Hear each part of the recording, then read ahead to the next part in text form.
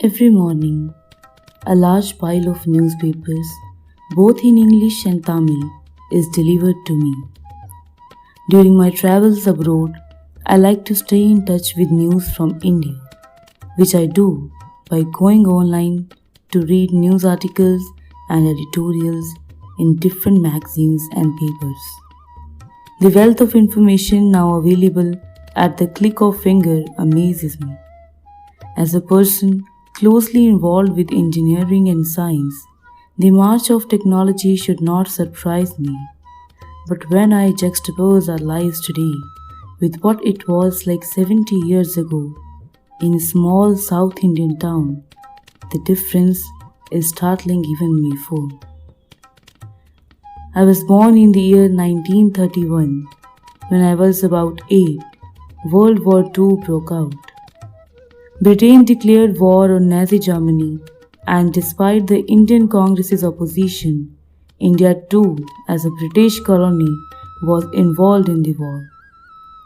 India's war efforts saw a record of number of Indian soldiers being deployed in various war zones around the world.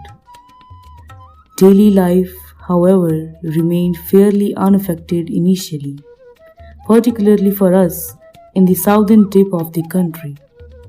As I have mentioned, Rameshwaram in the 1940s was a sleepy little town that came alive with the arrival of pilgrims. The inhabitants were mostly tradespeople or small businessmen. The town was dominated by the temple, though there was a mosque and a church too.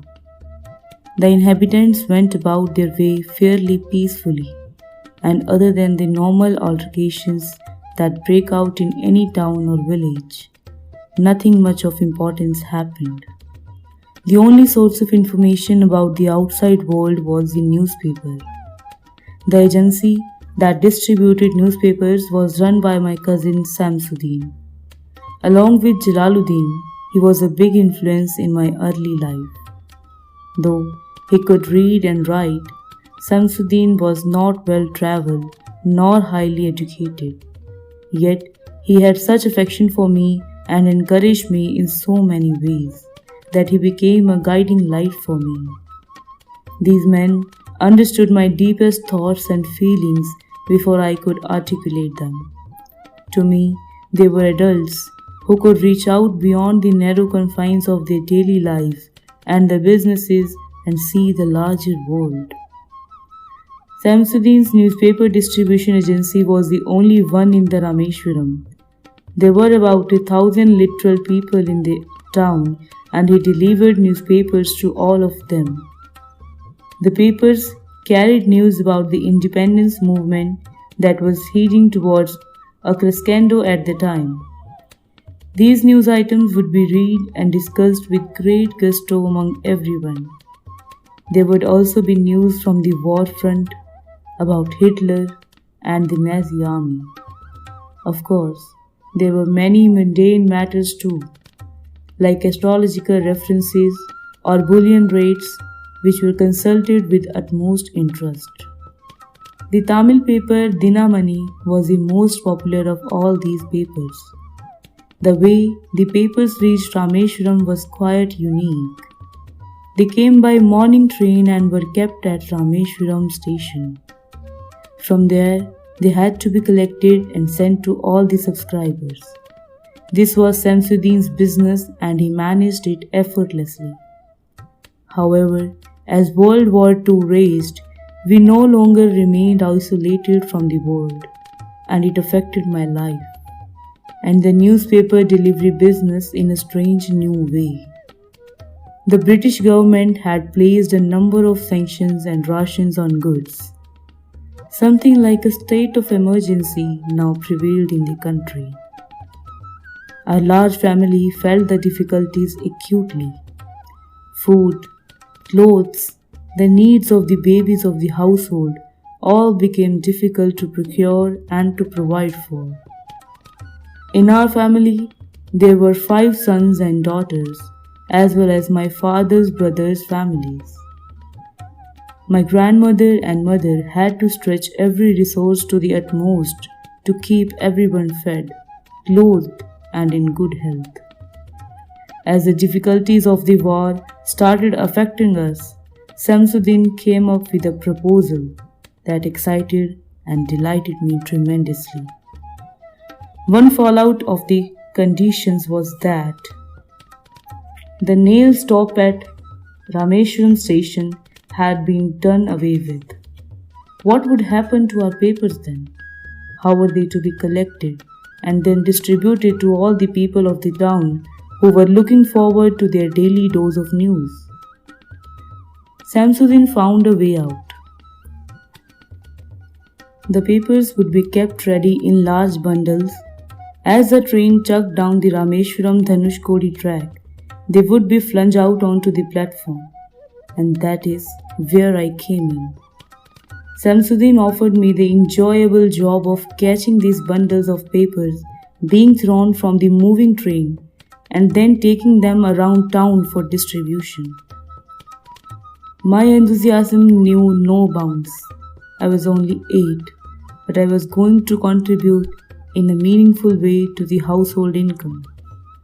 For many days I had noticed the amount of food on my mother's and grandmother's plates becoming lesser and lesser as they divided the portions between all of us. The children were always fed first, and I don't remember any of us ever going hungry. Obviously, the women were compromising on their nutrition for us. I agreed to Samsuddin's offer with alacrity. However, my new job had to be fitted into my regular routine. My studies and school had to continue as before, and the delivery business had to be accommodated amidst all these other activities. Among my siblings and cousins, I had shown an early aptitude for mathematics. My father had arranged for me to take tuitions from our mathematics teacher.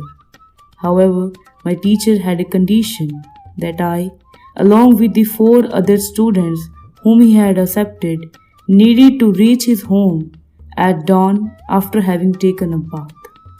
So for a year, which was the duration of the tuition, I started my day while it was still dark outside, with my mother shaking me awake. She herself would have risen before me and got my bath ready. She would then help me bathe and send me on my way to my teacher's home.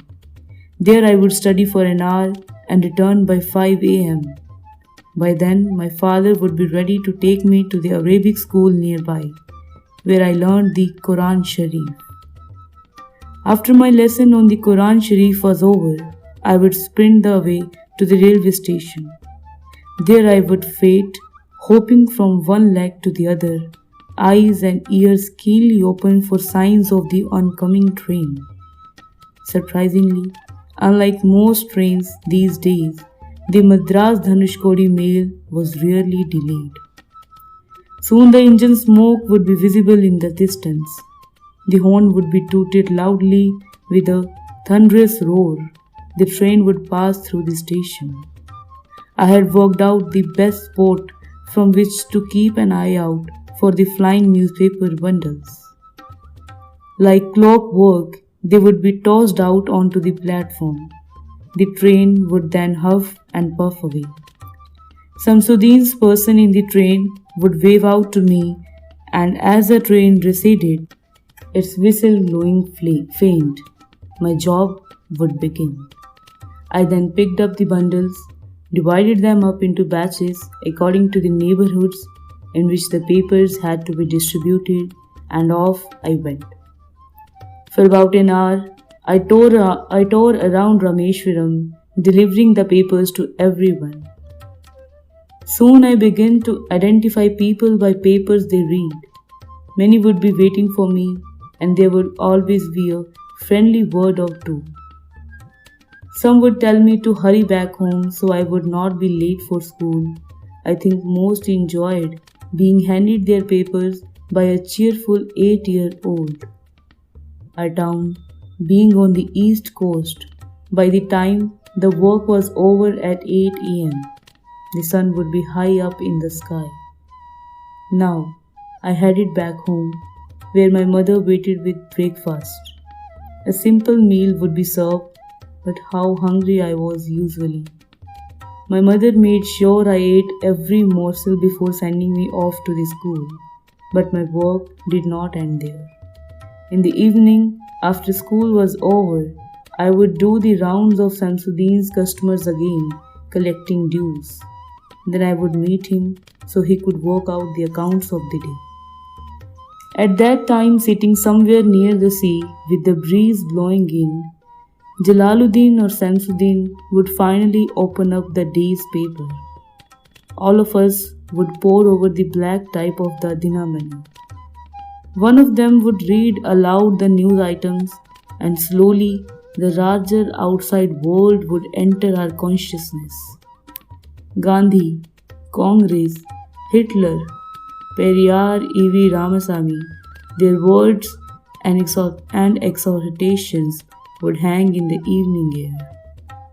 I would trace the photos and words with my fingers, wondering what it must be like to be out there in the larger world with all of them. Maybe I thought to myself, one day I would go to the big cities like Madras, Bombay, and Calcutta. What would I say if I ever got to meet people like Gandhi and Nehru? But such thoughts were soon interrupted by the calls of my playmates, and then for dinner. There was homework to be done, and even an 8-year-old has only that much energy to spend. By 9 p.m., I would be fast asleep, as the next day more studies and the life of a working man lay in store. This routine continued for about a year.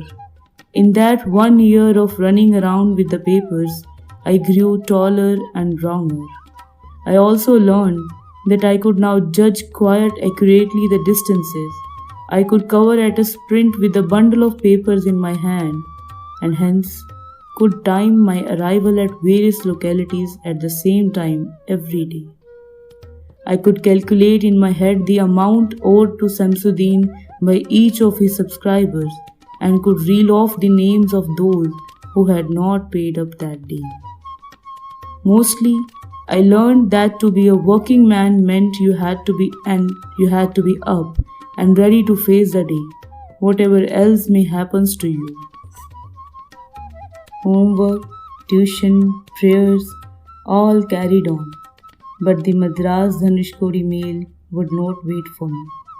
I had to be present at the station at the correct time and at the correct point to catch the bundles as they came flying in.